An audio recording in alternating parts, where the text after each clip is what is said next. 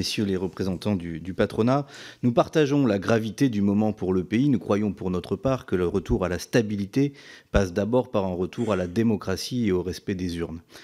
Mais sur le moment économique, les défaillances d'entreprises sont effectivement à des records jamais atteints, plus de 65 000 pour toute entreprise confondue, dont 5 000 PME, des plans sociaux qui se multiplient avec plus de 150 000 emplois industriels menacés ou supprimés.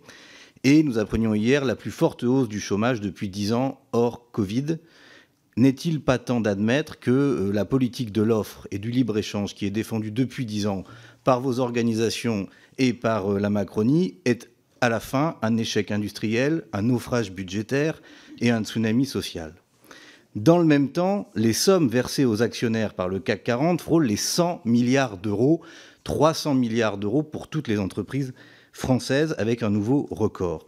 Les actionnaires coûtent donc un pognon de dingue, pour reprendre une expression bien connue, aux travailleurs français. Comment pouvez-vous justifier 1200 licenciements chez Michelin quand l'entreprise distribue 1,4 milliard d'euros de dividendes dans le même temps?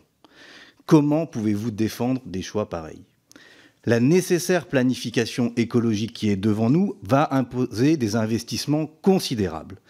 Au lieu de ça, l'investissement net des entreprises est en stagnation, voire en baisse par rapport à son niveau du milieu des années 90.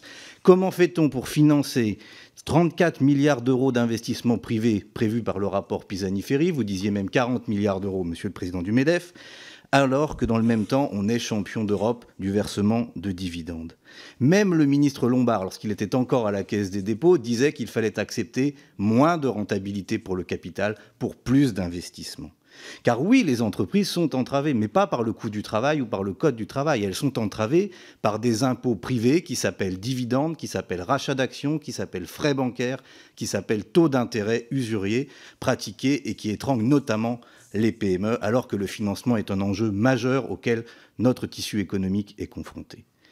Pourquoi mettez-vous donc autant d'énergie à vouloir faire baisser les normes écologiques et sociales en vous mettant à la remorque des entreprises allemandes ou chinoises pour tirer vers le bas l'exigence écologique, alors que vous êtes si silencieux sur le coût du capital, qui est aujourd'hui le problème numéro 1 pour pouvoir soutenir l'emploi, l'investissement écologique et l'industrie dans notre pays?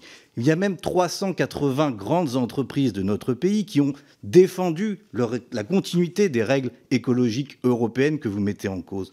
Quand allez-vous cesser de défendre les intérêts des actionnaires pour défendre enfin l'intérêt de l'économie française? Je crois que c'est la question à laquelle nous avons envie d'entendre votre réponse.